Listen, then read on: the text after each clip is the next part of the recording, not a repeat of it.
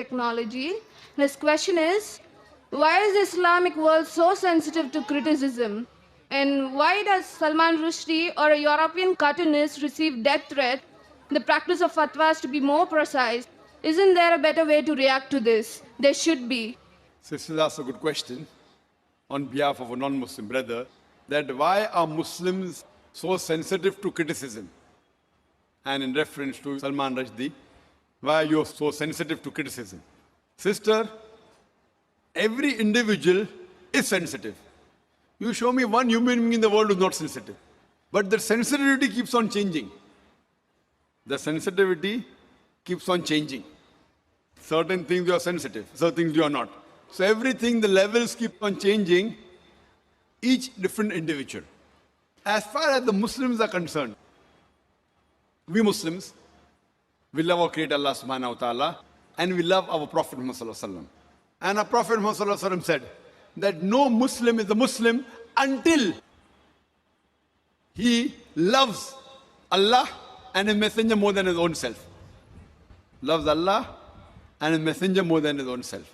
Now when we analyze the human being, some of the human beings love their children the most. There was research done that monkeys, they love their children very much. So the monkey was put in a well along with the child, and water was put. Water started rising up in that well. So the monkey picked up the kid and put in the arms. The water rose.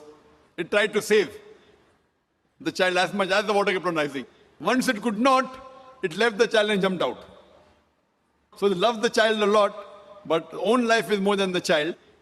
So left the child because the monkey could not jump along with the child. Just experiment. Similarly, people like the children, they like their own life, etc. But as far as the Muslims are concerned, we love Allah and His Messenger more than ourselves. For example, if you abuse me, I would not like it, but I would not mind it. I would not like it, but I would not mind it. ठीक है, no problem. But if you abuse Allah and His Messenger, I would feel more hurt. It is not sensitive, it is because they are the closest to me.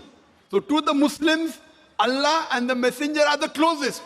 Even closer than our children, closer than our wives, closer than our husband, closer than our own life.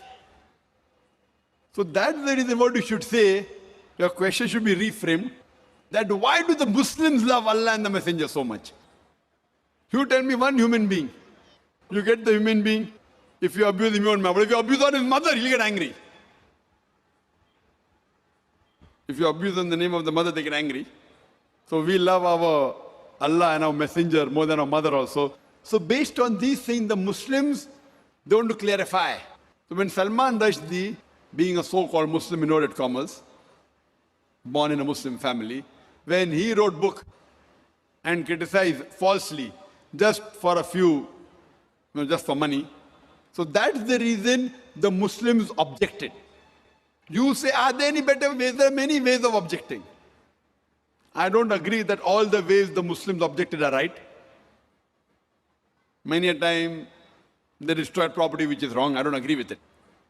But they are sensitive because it deals with our Creator Allah subhanahu wa ta'ala Messenger. But we should feel bad. But some of them overreact. Some of them took out protest, which were violent, which should not be. Some were peaceful, which is good. Best is to reply. And if you hear my talk on, is religious fundamentalism a stumbling block to the freedom of expression, I have given details. What did Salman Rushdie do? And how did he write the book? And the first country that banned the satanic verses was which country? India. Shri Rajiv Gandhi, at that time was the Prime Minister. He banned that book, Satanic Verses, in India. The first country to ban it.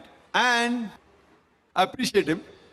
But unknowingly, he did not know that in that same Satanic Verses, besides speaking bad about Prophet of Islam and Allah subhanahu wa ta'ala, he even spoke bad about Sita and Ram, Sri Ram, which people, when they read the book, they may not realize, they just superficially read it. And imagine, I'm asking the question to the British government. A few years back, there was an American author, writer, who uses a 4-letter word for Margaret Thatcher's policies. Margaret Thatcher's policy. 4-letter word, father, uncle, cousin, king. And they banned him from coming to UK. Why? He uses the 4-letter word. This Salman Rushdie,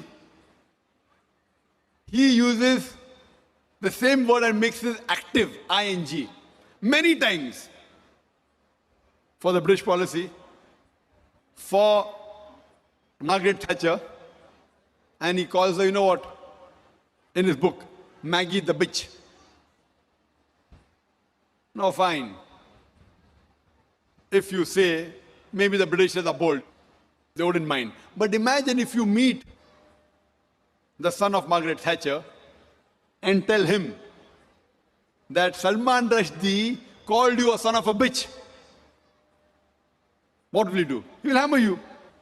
So everyone is sensitive depending upon what the sensitivity is.